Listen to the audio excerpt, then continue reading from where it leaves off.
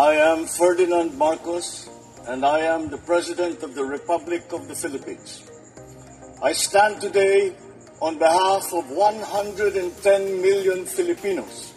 Facebook pages and YouTube channels and Radio Television Malacanang at Presidential Communications Office para ating saksihan ang gagawing ceremonial launching ng One RFID All Always.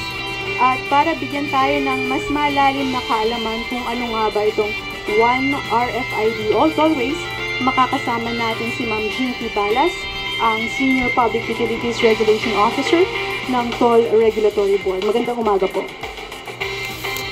Good morning po. Ma'am, could you give us a brief background po? Kung ano nga po ba itong One RFID All Always at gaano po ba ito makakatulong sa ating mga motorista?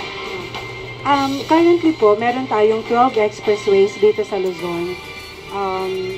Ang nag-ooperate po nito ay tatlong concessionaires, ang SMC Group, MPTC Group, at ang Villar Group. And meron pong dalawang service provider ng RFID, ang AutoSweep at EasyTrip. And ito pong One RFID, ito na po yung magme-merge na silang dalawa para isa na lang po yung i-maintain ng motorist, para isa na lang ang papaloadan niya and makakadaan siya kahit saang expressways.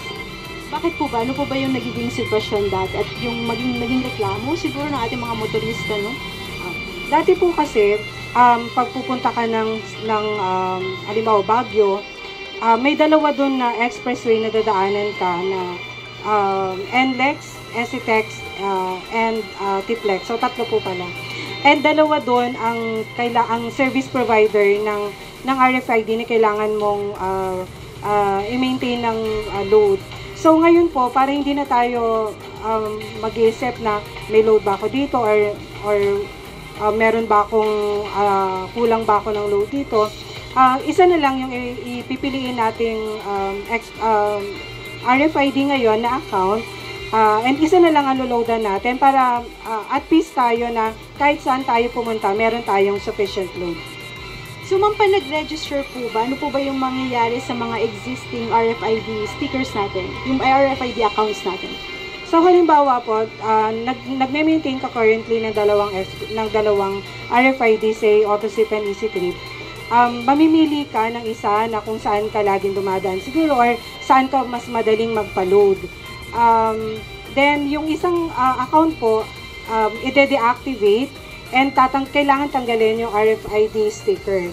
So, from then, yun na, isang account na lang and isang reloading na lang ang kailangan mong isipin. Paano po ba tayo makaka-register dito? Meron po tayong pre-registration na tinatawag. Online po ito. Better kasi ito kaysa pumunta ka mag-walk-in. So, for online registration, hihingin lang, pipiliin mo lang yung kung EasyTrip or AutoSweep, then pupunta ka dun sa online platform nila, then i-fill out mo lang lahat ng mga inihingi nila na data like yung name, yung plate number, then yung old account, then meron po dong part na kailangan mong ilagay yung old account mo and ilalagay mo din doon yung balance para may way sila na for balance transfer. Yung dati mo pong account, kailangan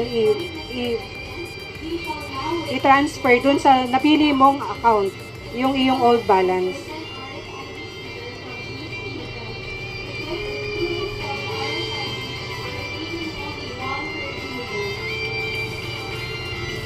So ito nga po no ma'am, kasama sa proseso yung pagtanggal mismo ng hindi napiling RFID stickers. Yes, ma'am. And kailangan yung customer service representative ang magtatanggal. Hindi po pwedeng tayo yung basta-basta magtanggal. Prone kasi yan, kasi since dalawa yung RFID natin, mamaya matanggal mo yung maling RFID tag or may way kasi sila para hindi masira yung tint mo in case lang na nasa loob naka-install yung tag. Ma'am, ano po ba yung mga safeguards natin in place to ensure na yung pag-transfer po ng mga balance tama po? At kung meron po ba tayo mga disputes? May system in place naman po for the balance transfer. Yun lang po, kailangan natin maghintay ng 3 to 7 days para po matapos ang proseso for verification. Kasi dalawang RFID providers po yung kailangan mag-usap doon for the deactivation and the activation naman po ng isa.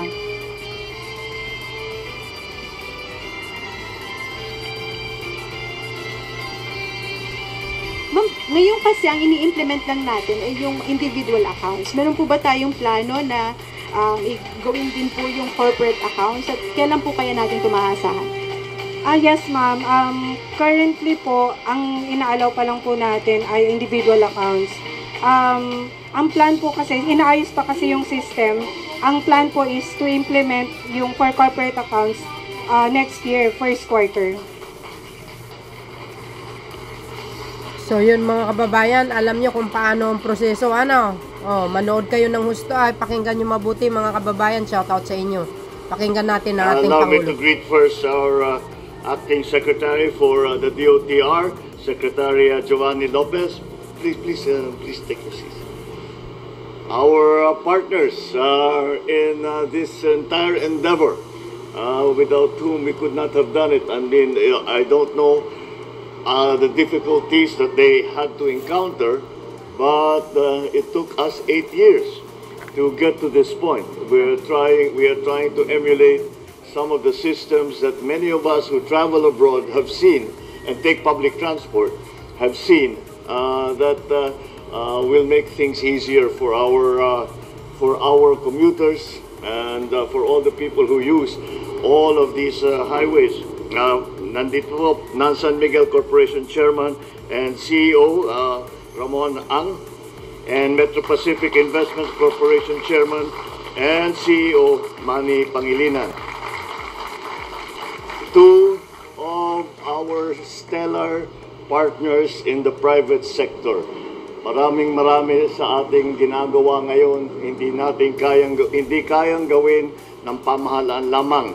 Kaya natin sinama at humingi ng tulong sa ating mga private sector partner. At masasabi ko naman, kapag tayo humihingi ng tulong sa kanila, hindi pa tayo hinihindihan. Talagang lahat ng maaari nilang gawin, ginagawa nila para magkaroon tayo ng matagumpay na programa kagaya nito. The Toll Regulatory Board Executive Director, Jose Arturo Tugade. Aba, may dala kang pala. My fellow workers in government, other distinguished guests, ladies and gentlemen, good morning. Sa mga nakaraang taon, naging bahagi na ng karaniwang biyahe nito sa Kalakhang, Maynila at mga karatig probinsya ang paggamit ng yung RFID. Malinaw ang layunin nito, mapabilis ang daloy ng trapiko sa mga toll gate. Totoo naman, malaki ang tulong nito. Ngunit hindi natin maikaila ang nagdudulot din ng dalawang RFID systems na kalituhan. Kapag dumaan ka ng Skyway o T-Flex, AutoSweep ang gagamitin mo. Kapag naman NLEX o EasyTex, EasyTrip naman. Ibig sabihin, dalawang card, dalawang account, dalawang load para sa bawat biyahe. Minsan pa, nalagyan mo ng load yung NLEX, kaso nalimutan mo yung T-Flex. Resulta, pipila ka sa bayaran. Sayang sa oras, bawas sa oras na para sana sa pasyal, sa bonding sa pamilya at sa trabaho. Nakikinig tayo sa hinaing ng ating mga kababayan. Kaya naman, pinag-aralan natin ang problema at nakahanap tayo ng magandang solusyon. Simula ngayon, iisang RFID sticker na lang ang kailangan para sa mga toll expressway natin sa buong Luzon.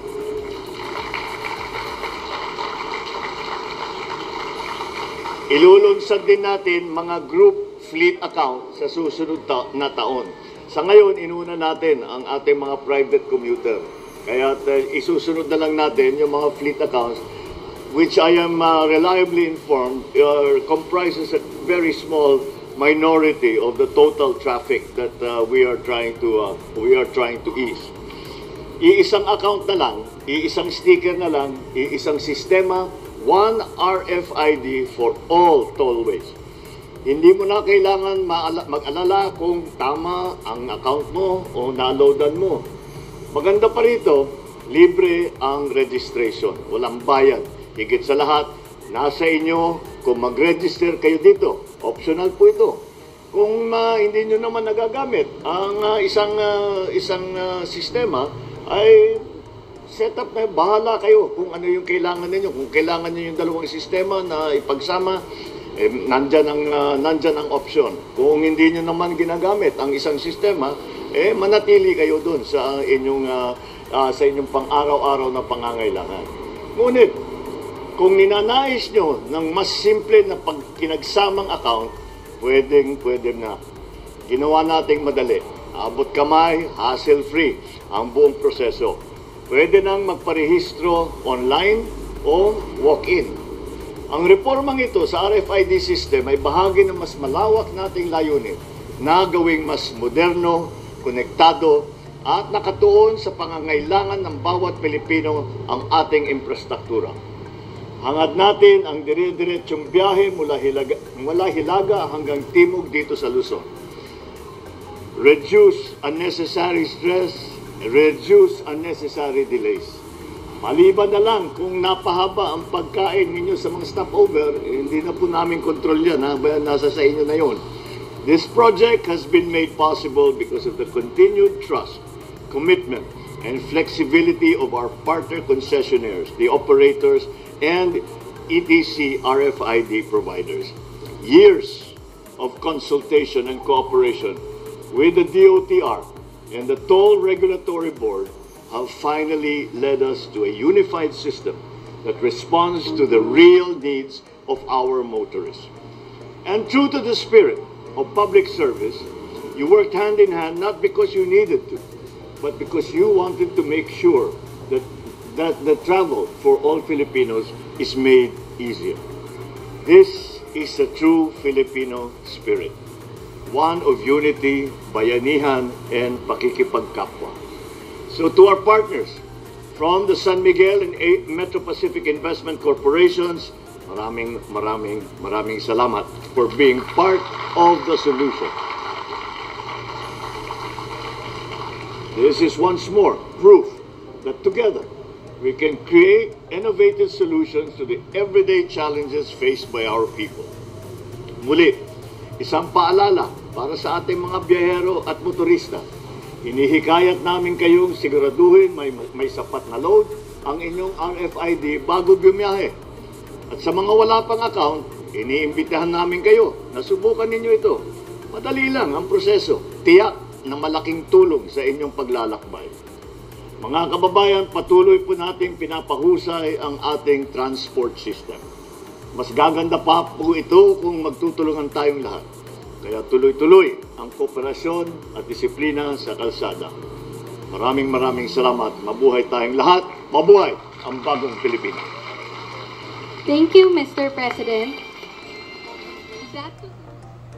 Yun mga kababayan, narinig nyo naman po sigurong sinabi ng Pangulo.